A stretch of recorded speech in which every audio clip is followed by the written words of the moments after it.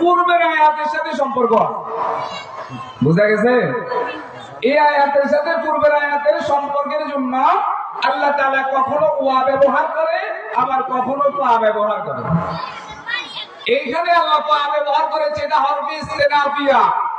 হরফে ইস্তেনাফিয়া তখনই ব্যবহার হয় যখন পূর্বের আয়াতের সাথে কিছু কথাবার্তার কি থাকে, সম্পর্ক থাকে।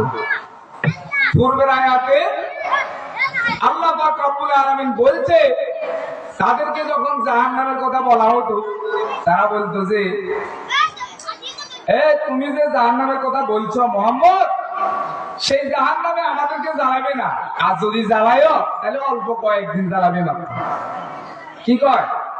তাহলে মাত্র অল্প কয়েকদিন জ্বালাবে। আসলে কি বিষয়টা এমন? বিষয়টা কি এমন? মাত্র অল্প কয়েকদিন জ্বালাবে? হাজার হাজার